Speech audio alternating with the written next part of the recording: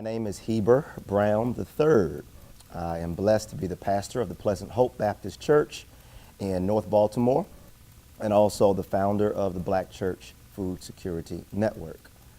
In terms of who I am, I'm Patrice and Heber's son. I'm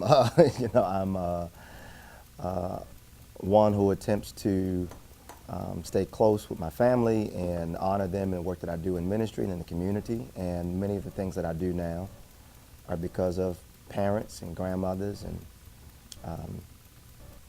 aunts and uncles and surrogate family that came through the church communities that I was blessed to grow up in. Yeah, so I come from a family of preachers, teachers, and musicians. And family gatherings have tended over the years to become full-on concerts or debates about various issues of the world. But it would always either begin or end in prayer. Our family is deeply spiritual, and the family has high expectations for the impact that we should make in the world. We love our family. We think our family is super special, but also it's like, what does your life mean beyond yourself? How are you serving others? What impact are you making? And so I grew up seeing those kinds of examples throughout my family, and I'm inspired by that to this day. My name's Mark, I'm an alcoholic. Dorothy T, and I am an alcoholic. For so long, alcohol has sort of been there for me to sort of see me through social situations. Drinking was more important than anything else. My journey in AA started years ago when I reached the outside limits of my desperation. I really wanted to quit drinking, I just couldn't stop on my own. And I remember when I woke up on the day that I got sober, I felt something inside of me tell me that I could go to AA. These people, just gathered around me. That was the fellowship in action in my life. The moral of my story today is that AA has never let me down, ever. If I carry any sort of message with my story, it's that, keep coming back and that this thing does work. If you have a problem with alcohol, contact AA. It works. Having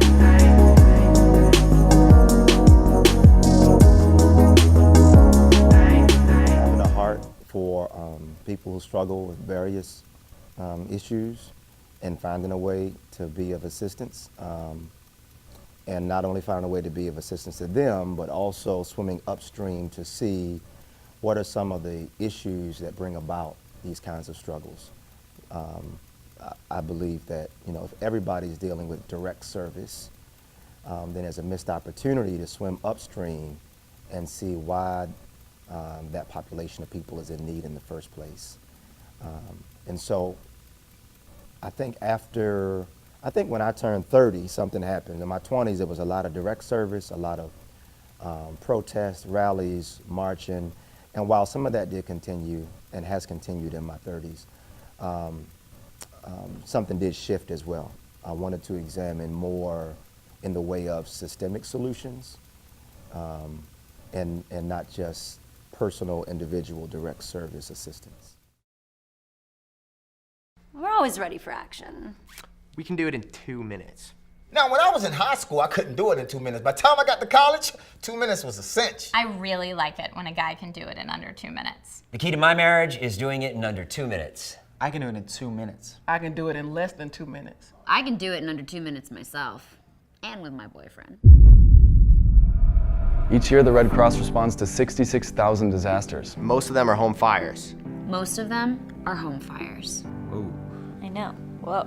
7 people die each day, on average, from home fires. 7 people. A day. That's way too many people.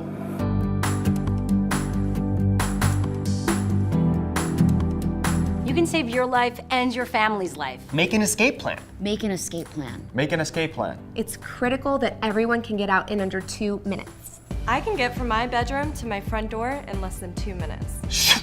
In 2 minutes. I can take my shirt off, pour glitter all over myself, and still do it in 2 minutes.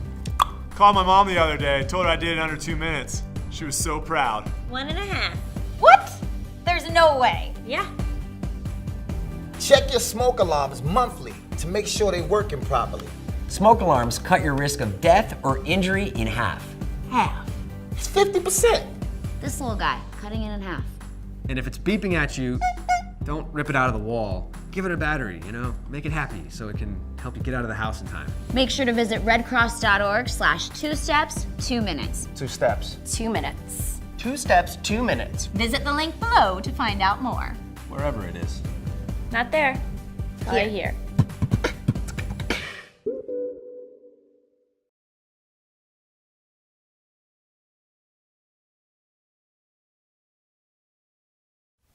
It's important to start with the understanding of what racism is. And so for me, my understanding is informed by people like Dr. Frances Cress Welsing and others who outlined racism as primarily empowered prejudices, right? It's racism, white supremacy is prejudice on steroids and with authority and power. And when you talk about systemic or institutionalized racism, you're talking about an entire entity that upholds and undergirds those empowered prejudices to the degree that they impact the lives of other people in very clear ways. And so that's my understanding. And with that understanding, then, what I strive to do is give myself and my energy to interventions and solutions that challenge that system and create alternative systems as a critique to those systems. So what I mean by that is, when you think about those who that we recognize as like staunch racists, like if you're talking about like the mid-20th century, you lift up a name like Bull Connor and Dr. King, Dr. Martin Luther King Jr., and Bull Connor were often, at odds in different ways, and Bull Connor was a staunch segregationist and a staunch racist. But Bull Connor died, as we all do. But the system that Bull Connor was a champion of, that system keeps on moving. It did not die with Bull Connor. And I feel the same with us, that we're gonna die. We got a pastor on, interview talking about we're gonna die. Don't worry, I'm not gonna talk about Jesus yet. But we're going to die. If we build our solutions to challenge the injustices that we face, if we build them around charismatic individuals, then your solution is short-lived, because one day you're going to die. And I think if we examine, as much as I honor Dr. King, if we examine the model that he and those around him employed in challenging institutional and systemic racism, if you look at that model, they moved with a messianic model. They moved with a charismatic male leads the way, right?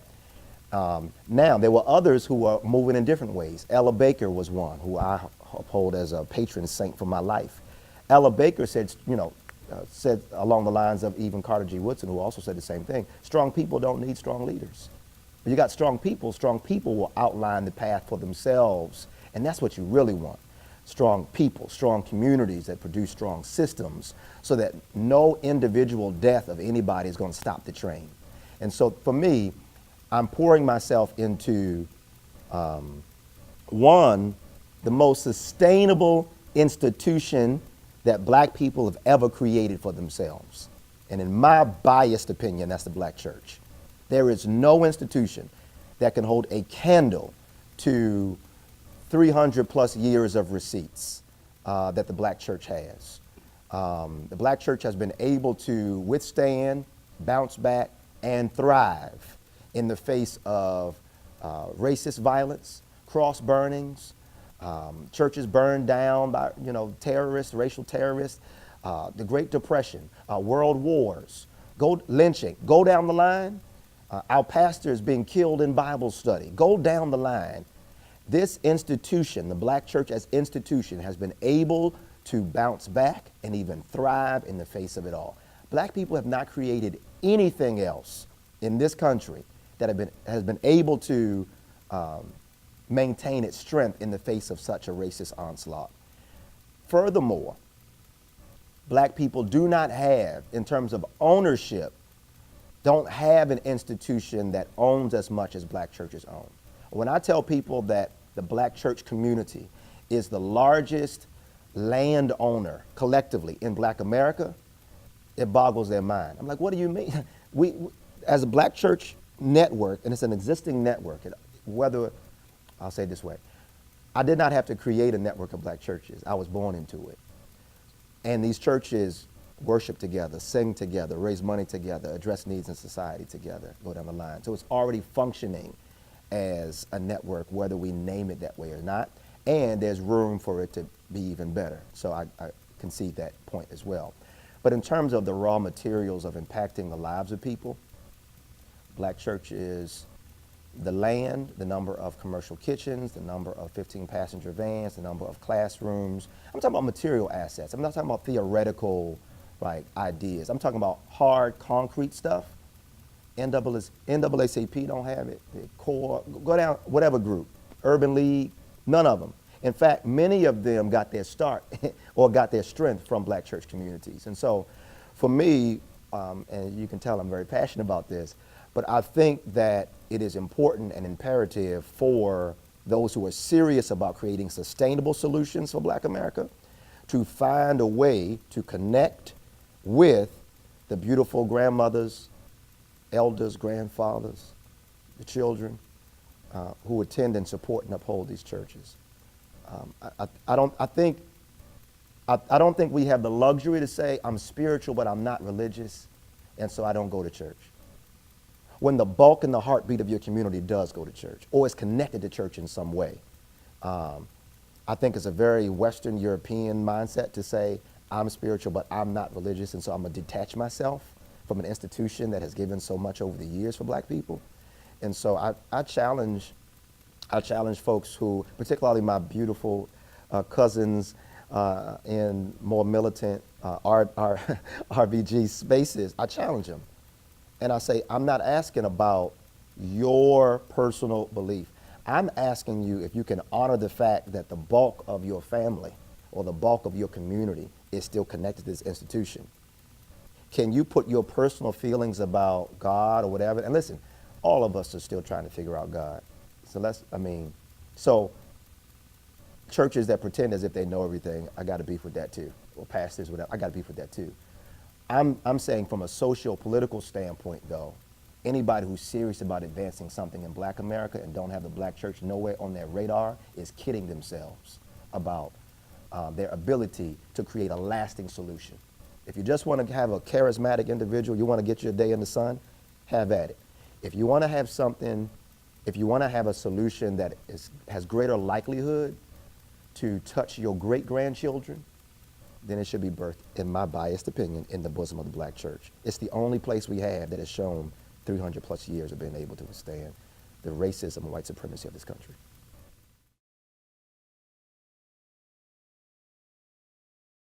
No.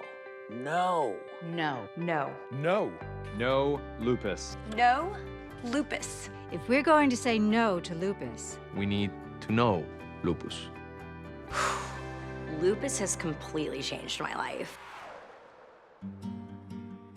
Lupus is one of those things that takes over somebody's body and you don't know anything about it. It's just unpredictable, it's tricky, confusing. There's certain things that I can't do, but I still get up every morning and do it.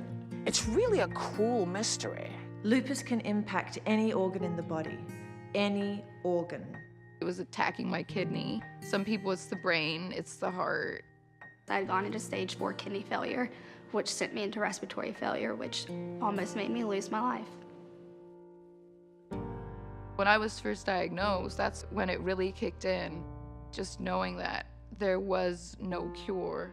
I really felt like maybe I might not be able to make it through this.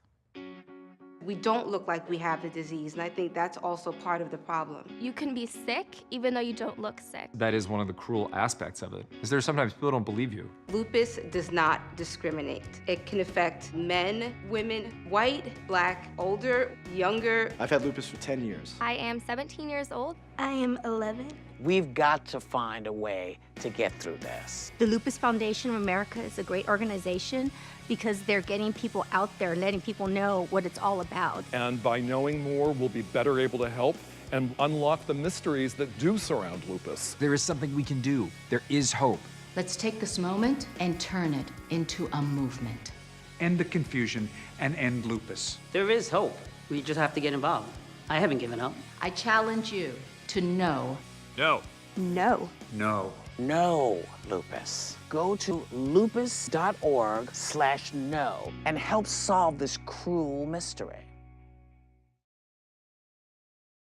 I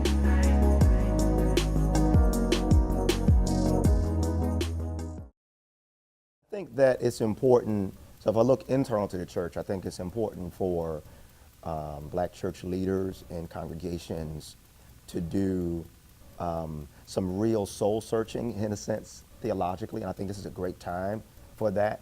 You know, with the occupant in the White House, I think it's a great time to be forced into reflection, because he certainly stands upon a platform of Christianity that does not jive, does not align, and is not in harmony with theologies that have liberation as their focus.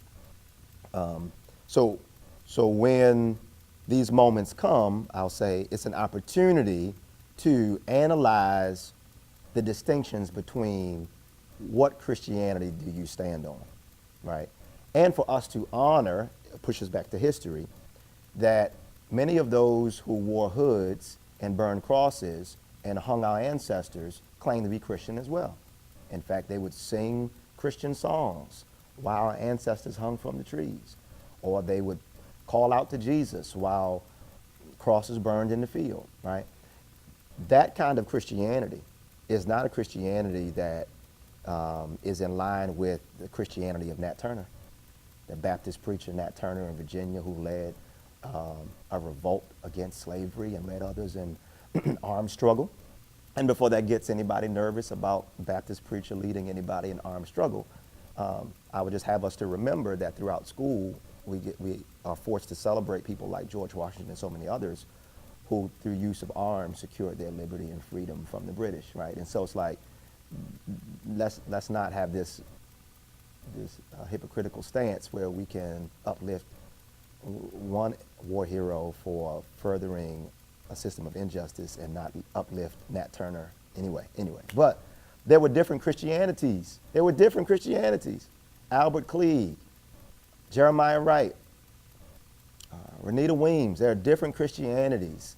And I think we do ourselves we do ourselves a disservice when we try to lump Christianity into one big box and say, it's all the same. It don't matter the color of your skin. The hell it doesn't. It does matter the color of your skin. It does matter the context in which you can't divorce yourself from the context that we're in right now. And the context that we're in is one where you have to make you have to do that kind of study and have that kind of distinction between, are you following the way of the cross? Or let me say it this way. Are you following the way of Christ, that underground movement that was started by that black man who was born, who would eventually be lynched by the state, that Jesus? Or are you following the religion of the state that seeks to further? Now, what Trump is doing, Trump is calling together those ministers and preachers who align up with the religion of the state. So come, pray, give me your compliments, don't ask no questions. And it's unfortunate that there are African-American clergy and others who go and sit around that table with Trump and agree to those terms to just be silent. That's a religion of the state. But I think, back to your point, I think churches internally have to do that work. Right now, I'm leading a transformation of my church's Christian education program because of that very question. Because they're looking at preachers show up with Trump and pray, and then they see their pastor out organizing black liberation and that kind of stuff. Like, what do we do with that? And so we're studying our history, and we're challenging notions of scripture that actually, we're challenging notions and theologies that support our enslavement. But that kind of teaching is necessary in our churches to do that. And then for those outside of churches, I would just say, let's just do away with this idea that you have one bad experience with one black pastor or one black church, and now you write all of them off and say they're all the same. That's a cop-out. You have a bad experience at one restaurant, you don't write off all restaurants. You go find another one. So why would you look at one difficult experience at one church and then write off all the black churches. And I'm saying that because people look at a Heber Brown and say, oh man, Heber Brown, he loved black people and organizes for black. And man, if we just have more pastors like Heber Brown, I'm like, what are you talking about? There's whole communities. There's a whole category of black preachers. I didn't just happen. I studied other pastors who were doing this work in this way, and I'm striving to align with their example. And so I just urge people, take the time to find the church in your town that's really about this life of social justice and furthering the empowerment of our community. They exist all over the country, and I'll be willing to help anybody to find them too. I'm not going to put the weight there. I'll be willing to help anybody to find these pastors and find these churches because I talk to them every day. I go visit. We support each other because it's hard. Because everybody think because I'm a pastor, he got to be down with Trump. All he's about is the money. He's probably messing with all the women in this church.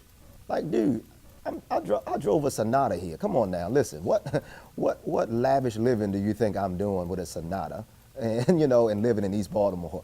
Come on, don't take the easy route to just lump everybody together and not do the work. That's what I would say to those outside the church. Do the work. Do the work. We're here, and oftentimes we need help. I ain't trying to be nobody's superstar. I'm not working just to prop myself. I need help. I need help. Why? Because the church of 130 people that I'm blessed to pastor at Pleasant Hope Baptist Church, God has blessed us to do some wonderful things all the time. But I am arrested by this vision of what ministry could look like if I had more hands, committed so much to black liberation through working from the platform of the church. Every day of the week, we could be grinding, doing something great and awesome. Right now, my church kitchen is sitting empty. Right now, my church bus is parked on a lot. Not because I don't want it to be used to empower our community, but because I ain't got the hands to help. What, you want me to preach, teach, baptize, do funerals, go visit people in the hospital, and lead the revolution at the same time? Negro, get off that couch and come help a brother. I don't need no fans. I got children. And every time I walk through the door, my boys run and jump on daddy. That's all I need for my ego. Now, outside of that, I need some help. I don't need fans or groupies I don't need none of that. Come, let's get this work while I'm young enough, my back is strong enough, my arms are strong enough to give the prime of my life and strength to black people, to God, and for liberation. Come help me in this season. Don't wait till I'm dead, and don't wait till I'm a senior to write about me in history books, or if anybody get bored enough to do that, or any other. I don't need that. My grandfather was Bishop Heber Brown I, and he would often say, give me my flowers while I can smell them. And for me, my flowers is help. Come help a brother, bring your genius. But I ain't Christian. I get that, come help. But I don't get down with Jesus like that. Listen, I don't understand all the things Jesus say neither. I understand enough though. I understand enough of what that divine brother was trying to do, that I'm trying to align my life with him. So come and let's do this work. So again, my heart is strong on that question of the disassociation because it's a real issue. And if we just had more help, we can make more clear how those lines of distinction are already set for us just to kind of build upon. What kind of ideas do you have, man? Because I know I hear you talking about help a lot and getting in the community. What are you doing now? If there's anything being done now, I know we saw the garden outside, but what is being done now? And let's say you had 50 people, 50. What is I forgot what the word says. 50 able-bodied people to come and help. What would you like to do? All right, so what are we doing now? So at this stage of my journey, what I recognize is that until the black community can to a greater degree control and have ownership of its basic needs, then we're constantly going to be in a position of subservience to other communities. So our basic needs, now I'm talking about whether you're talking about urban black folk, rural black folk, college educated, not, our basic needs, we need food. We need, not only need food in terms of access, we need to control our food systems. because whoever controls the food controls the people.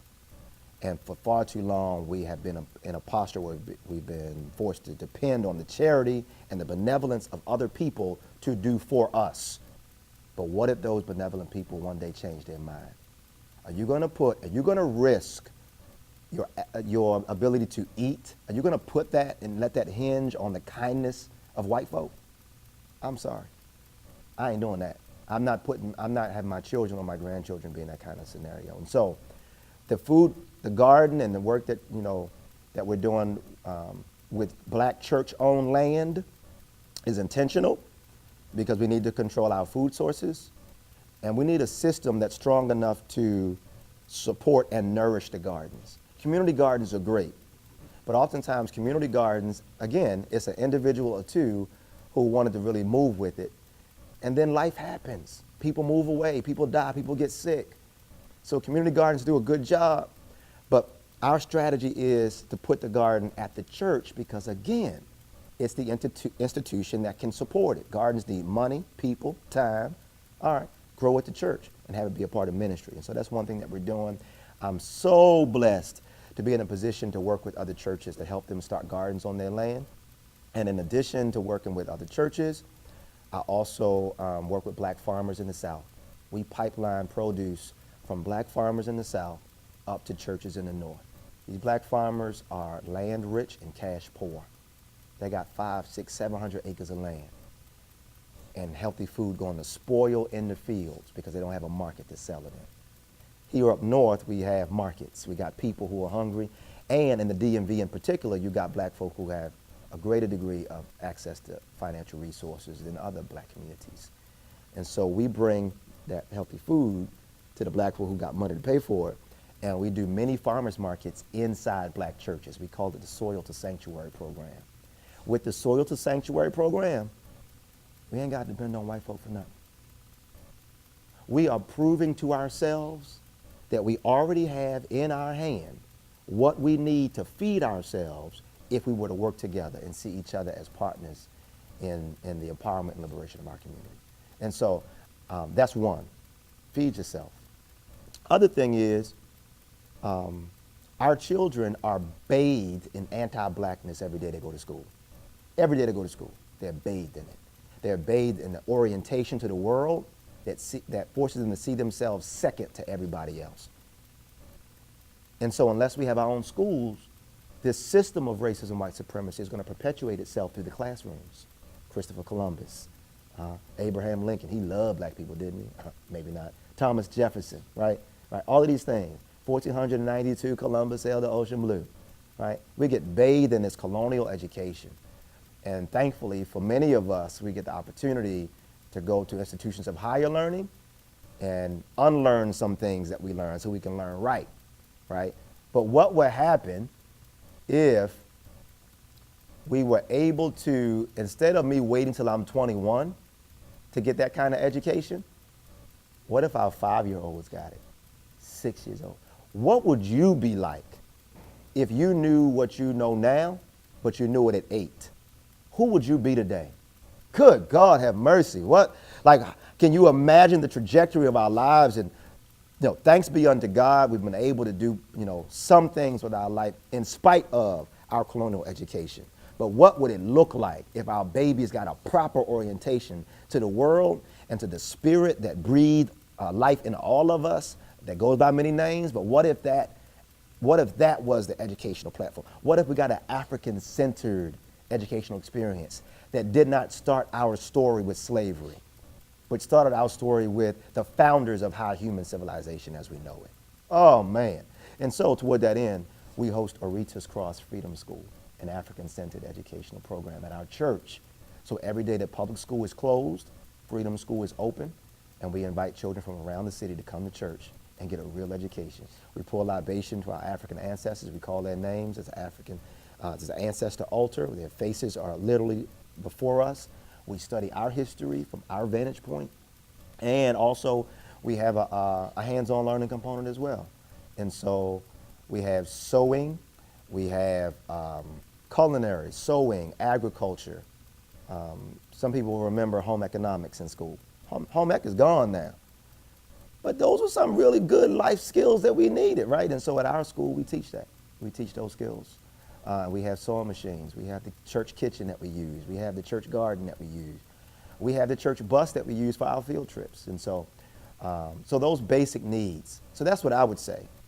I am, and I'm glad that there's some people here in this realm, but I am outside of the realm of reforming the system that exists. I'm past that. I don't believe there's something so brilliant about me that I'll be able to accomplish something that hundreds of years of my ancestors weren't able to do. In terms of reforming white folks' system. Let me say it better. Instead of reforming the system of racism, white supremacy that shows up in government and other ways as well. So I believe that some gains can be made doing that reform work. But our lives are too short. My life's too short. I don't want to give the bulk of my life for crumbs in reforming their system.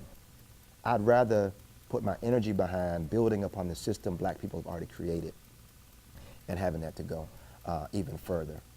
So yeah, right now the two things that we do in our church, the Black Church Food Security Network, Aretha's Cross Freedom School, African-centered education, black controlled food system. There are other basic needs that we have as well, clothing, go down the line. We have other basic needs.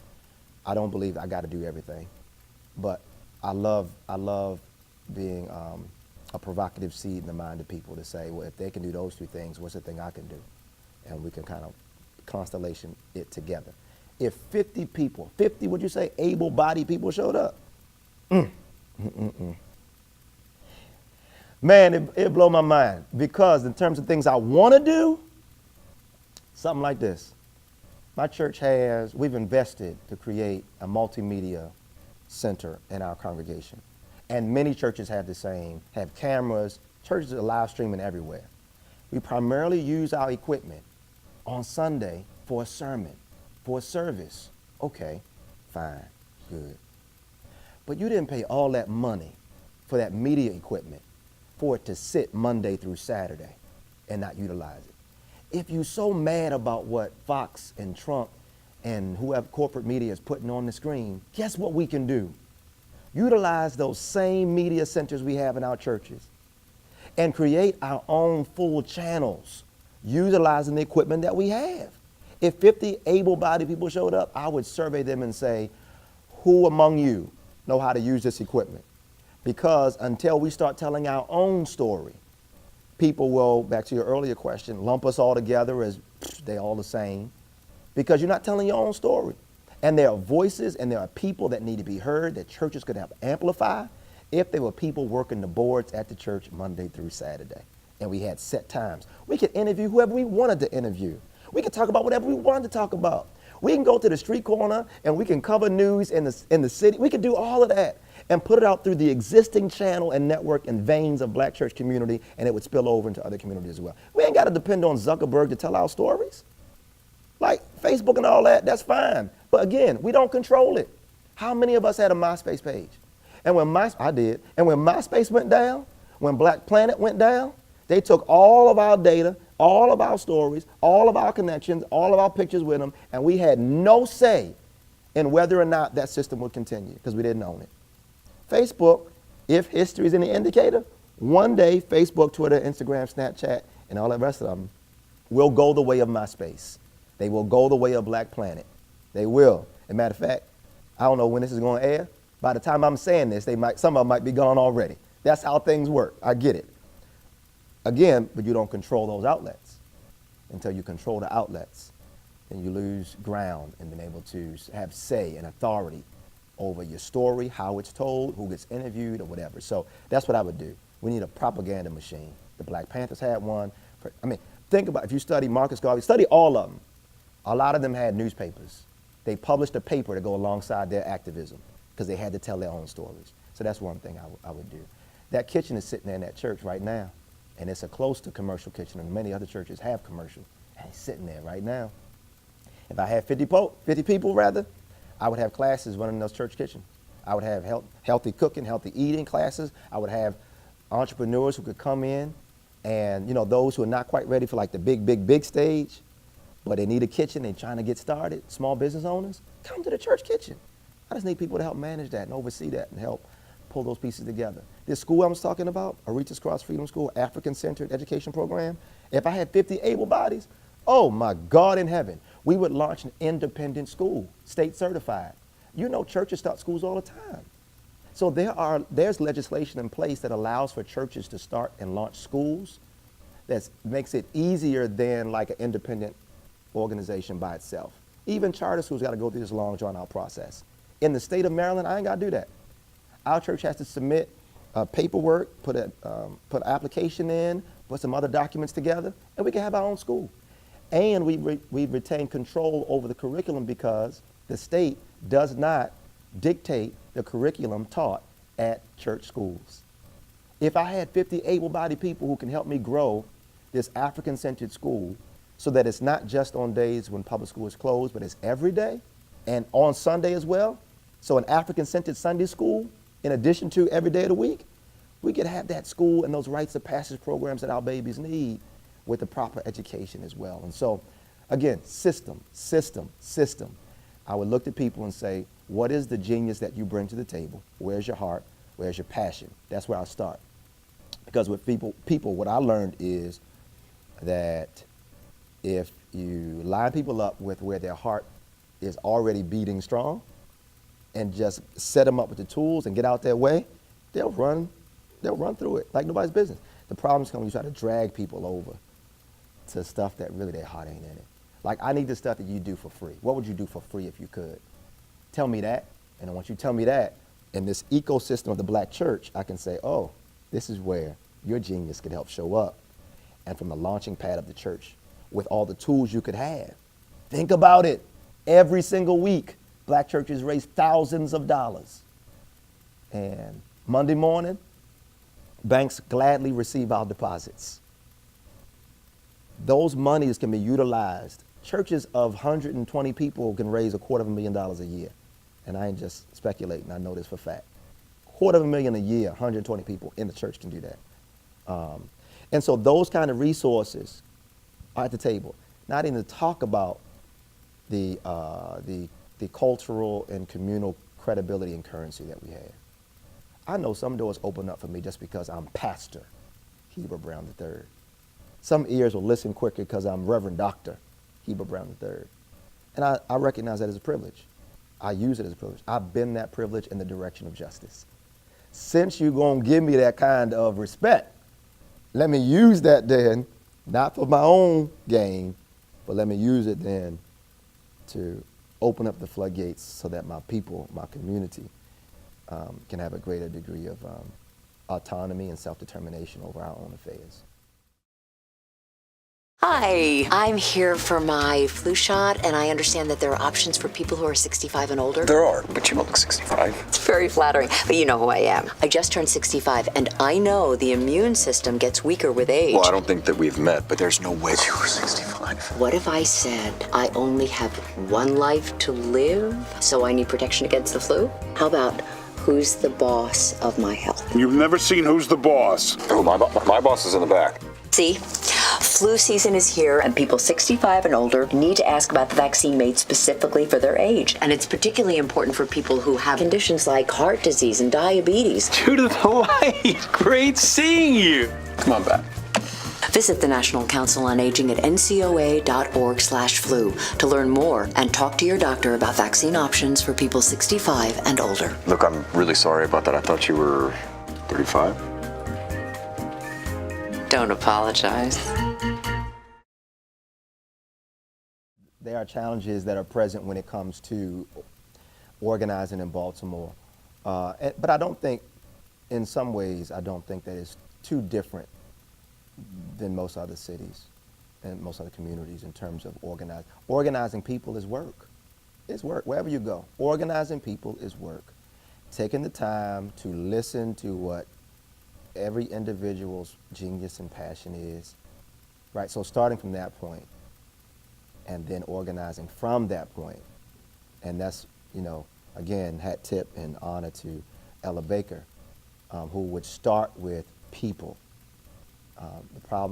Some problems sometimes come when you start with issues and try to force people into your issue. No, start with what do you care about? What is that thing that keeps you up at night? What is that thing that wakes you up in the morning? You're stressing out about it or you're passionate about it? What is that? And starting from there, I think if that approach would be helpful in communities in Baltimore and other places as well. I think we have a lot to learn from Ella Baker and so many others, those organizers who did not start with the issue, they started with people. And I think the challenge with that is, the challenge that we find now is there's a siren song around being a champion of an issue. Because if I champion an issue, like the stages, you get stage quicker. You can get highlight, you get spotlight, you get all that stuff, right? So much quicker if you just become the voice of the issue. This is what I do. But I think while that might do great things for your ego, it does not necessarily do great things for the long range organizing and strategy of bringing people together. So it does take longer to sit and listen to people, break bread, hear about their triumphs and their challenges, and learn how to give each other the benefit of the doubt, because we are all flawed. Every single last one of us is flawed. And you know, despite whatever we post on Facebook, despite whatever great things we all put our best foot forward in social media, like, hey, look at me, right? And then, there's another side of that though. So what I'm grateful for is that in pastoring, I get the other side of that. It's a part of my vocation to sit with people in the various chapters and challenges and struggles and ups and downs in their lives and be sensitive to listening to them and learning how to love them through whatever season they're in. Also being accountable I'm accountable. So people say, it's lucky, and you're lucky. You don't have, you have no supervisor or whatever. It's like, no, Jack, listen, understand? I have 125 supervisors. Like, people say, well, God is your boss. Yeah, God. And these 125 people, ages 5 to 85. I answer to people ages 5 to 85. I'm accountable to people ages 5 to 85. What I do in my life matters to people ages 5 to 85. And so when I got to give an account each week about the ministry and about, what I hear and sense God calling us to do, it keeps me in a posture of being humble. Number one, because some Sundays I might preach a sermon that I feel pretty good about it by the end of it. And then other Sundays are like, boy, you bombed out of this world. And living in that constant, like, it keeps you grounded. You ain't all that. You special, but you ain't all that. So I live in that space. So in terms of organizing, I think that degree of kind of vulnerability and intimacy is important. Can we not be superstars? Can I just be Heber? Will you still love me from just Heber? Will you still respect me if you see my brokenness and my headlines in the newspaper? And I think churches create that kind of space where churches can create that kind of space where that's possible to honor the totality of our humanity. I concede the point that also churches can be spaces where when you prop up those fake whatevers, that it can be very hard when somebody gets authentic in that space because they can get beat down. But I'm talking about in terms of the ability to connect at that level of depth. There are a few spaces in our community that allow us to connect in that kind of way. And so while organizing is challenging in general, when you organize outside of any sphere or circle where some set of principles or values help to uphold and support that community, it's just really hard to go door to door or street corner or rally to rally. Like, I don't have to be vulnerable in a rally. I can show up and be rally man. I'm Heber Brown rally man. Hey, hell no, we won't go. No justice, no peace. And that is a part of who I am. But another part of who I am is a brother who wants to feel like I'm supported. Like, I just want to be, at the risk of losing my thug card, I need a hug every now and then. Can a brother get a hug? Can I get a dap? Can I get a shoulder just to be on me like, yo, I had a rough day today. I think being human is revolutionary in this empire. Being real human, being whole. I'm whole and human.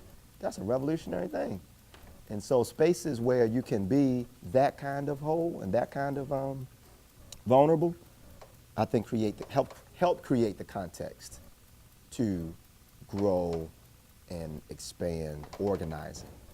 If organizing is only here, then I think it can only go so far. Because after a point, in fact, I'm thinking about a former friend of mine who she was a part of like conscious communities and whatever, and she said in the community she was a part of, one of the brothers in the circle, his mother passed. And when his mother passed, nobody from the conscious intellectual RBG group reached out, didn't come to the service, didn't extend themselves. And after that, the brother left the circle. That group was great with this. And there's a lot of groups that's great with this. But for me, unless it's this and these, then we've not quite yet reached a formula where it can be holistic, because life is going to happen to you just like it's going to happen to me. And I need to know that my movement is going to move and come get me when life knocks me down, because it's not even an if question. So I just think, we just got to get we got to get more vulnerable. We got to get more real in our organizing, so that it's not just about the issue and the intellectualizing of these. And I'm not trying to be anti-intellectual. I'm critiquing an approach and posture of organizing that only places value on intellectual capital. How do you change history? You can change history by walking and marching. You can change history by speaking and teaching. You can change history by taking a stand or taking a seat. But the best way to change history is when you becomes we. We tore down that wall. We marched for equality. We made sure that love knew no boundaries. Now you can become we right here in Vancouver. We can end HIV. We can change history. It begins with a test. Testing today can range from a blood test that'll inform you in about a week to some locations where a prick of the finger gets you a result in 60 seconds. Diagnosing HIV early changes everything. It prevents the virus from attacking your body, and it prevents it from spreading through our communities. All each of us has to do is step up and take a test. Changing history is that simple. Testing centers are available throughout the city, or just ask your doctor at your next regular visit. And if your doctor offers a test, say yes. It's just the responsible thing to do. Then, share the word. Tell people that HIV treatment has changed. Tell people that testing has advanced. Tell people that the entire approach to HIV is different now. Let them know that by choosing to take a test, we can all end HIV. This is a fact. We are so close. But to become we've got to have you. We need you to do your part. We need you to share the word, take the test, join the movement. End HIV. Change history. Learn more at itsdifferentnow.org.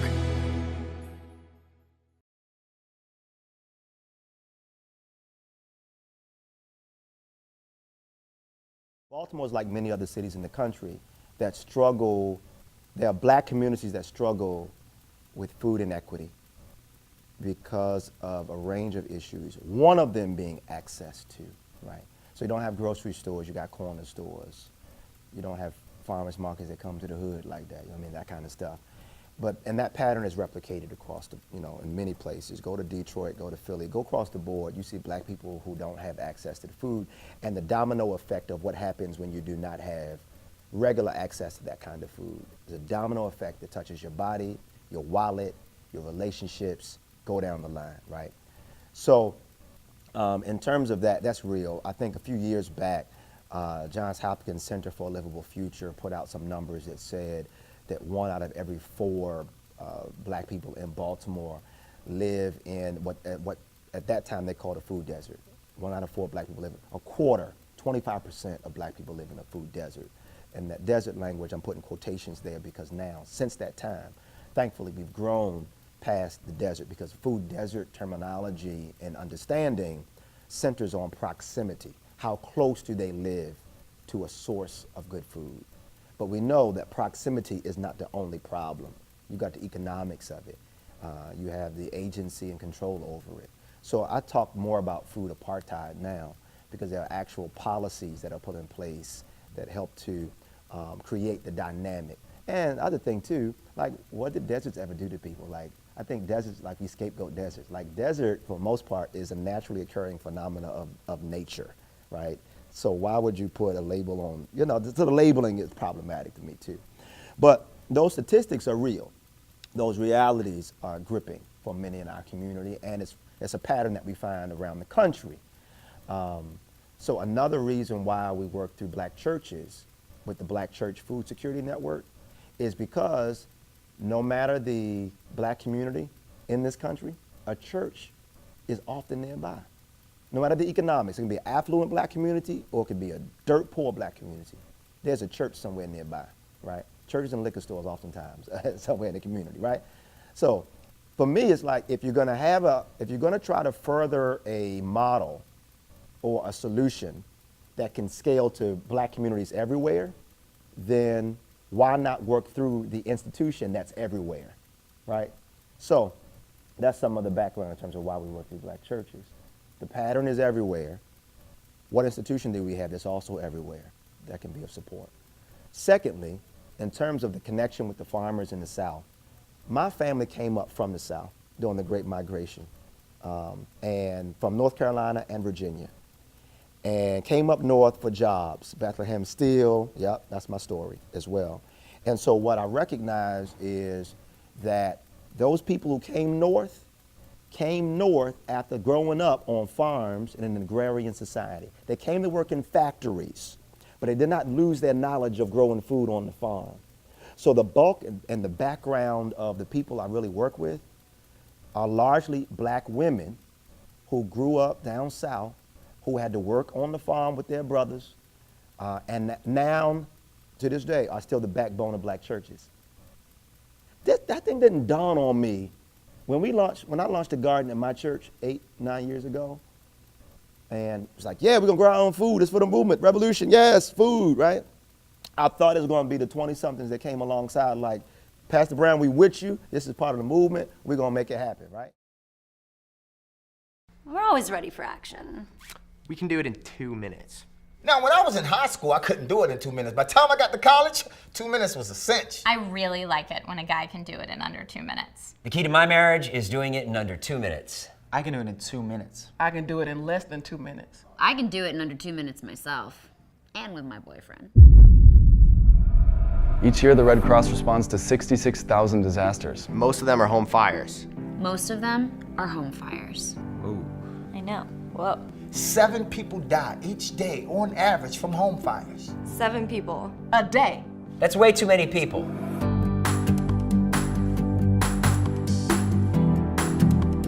You can save your life and your family's life. Make an escape plan. Make an escape plan. Make an escape plan. It's critical that everyone can get out in under 2 minutes. I can get from my bedroom to my front door in less than 2 minutes. In 2 minutes. I can take my shirt off, pour glitter all over myself, and still do it in 2 minutes. Called my mom the other day, told her I did it in under 2 minutes. She was so proud. 1.5. What? There's no way. Yeah. Check your smoke alarms monthly to make sure they're working properly. Smoke alarms cut your risk of death or injury in half. Half? It's 50%. This little guy, cutting it in half.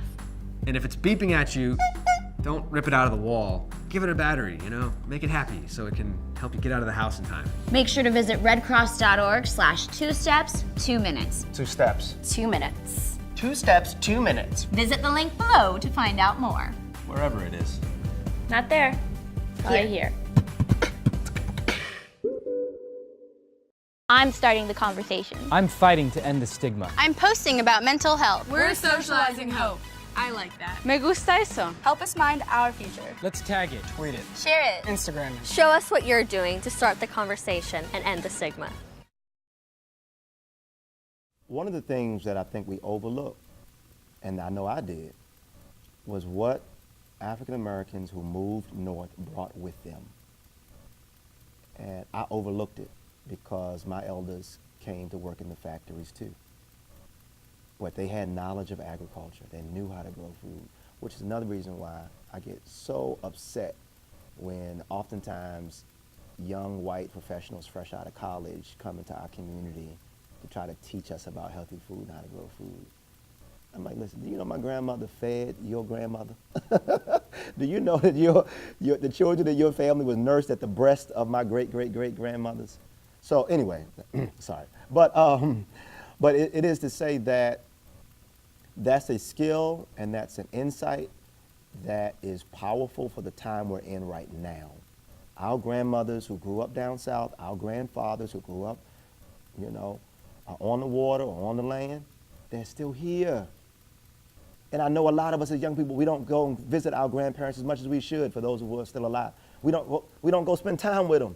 We so fast. We got so much to do. I'm busy. I got to go. Slow your behind down. I almost said a word that's a different word. Slow your behind down, because the elders in your family carry a piece of the solution we need to impact the material conditions that we face right now. So it was not 20-somethings that came alongside when I launched the Black Church Food Security Network or when I launched the garden at my church. It was the elders. It was those who were 65 and older who came and said, Pastor Brown, that was a surprise for me, right? Because I was like, at that time, I'm like, young people, yay, we the answer, we the way, we the solution. And I got humbled by the reality of young people who did not know or did not have the patience to grow food. Didn't have the patience for it. Garden demand patience, sweat equity and patience. And elders, though, had that in spades. So they came alongside. And they are the backbone not only of our church's garden and our church and churches all over, but also the backbone of the Black Church Food Security Network. Black women 55 and older. And I think it's incumbent on us to go sit at their feet as fast as we can and listen long and listen deep. And not to say that everything that they experience is going to be a perfect, just uplifted from their childhood. And I ain't saying that. I'm saying there's enough jewels in what they're saying that instead of turning to best practices published by XYZ nonprofit or whatever, or Dr. So-and-so and such, go and sit with your grandparents and get that information. And it will help transform our experience and our reality. But our final point on that is we had a great migration in the 20th century. There are more and more people now who are talking about there's a reverse migration going on. That younger black folk today who are disenchanted by the conditions in the cities are going back to more rural settings. And I am one of those who's in the group where I think a reverse migration is in order in various ways. Some people will pick up and move, fine. I know my family still owns land down south, and a lot of black folks still have land down south. Let me just put a note right here. Do not let that land get out of your family. I know Big Mama and them been holding on to it, paying the property taxes every year. And maybe for those who are younger watching this, you have no plans right now of going down south. Make sure, though, that that the land stays in that family. Chip in with the property taxes. Buy the family land. If an elder they're about to pass over, buy that land and make sure it stays in the family. There is no factory producing more land on earth. If you got land, you want to hold it, especially in an era of gentrification and displacement for black people. We're getting pushed out of the cities. So where you going to go? Your family owns 5 acres down south and you're getting pushed out. You need to consider what it would mean to relocate to the south, or what it would mean to send resources down south to build up these small, sleepy towns where there's more room for us to get together, huddle up, and transform and create the societies that our children need, the communities that our children need. If I can't transform America, then daggone it, we can create maroon communities, though. We can create little sleepy towns with 2 red lights. Walmart's the biggest thing in town. If we go down there together, 5, 6, 7, 8 of us, come alongside our family that's still living down there, we can create the kind of reality we want and deserve in these small towns, off of 95, in Greenville, North Carolina, in South Carolina. We can go down, right? So I really believe, I feel like Noah right now. We got to build the ark. If you don't see the signs that there's a storm on the way and black folk are getting pushed, forced out of cities, and the economics is such that it's making all of us feel the pain, there's a flood, there's a storm. We do have an ark. We got land in our families. We got agricultural, agrarian history in our bloodline, and we got black churches. Use what God has given you and create the ark you need for this time.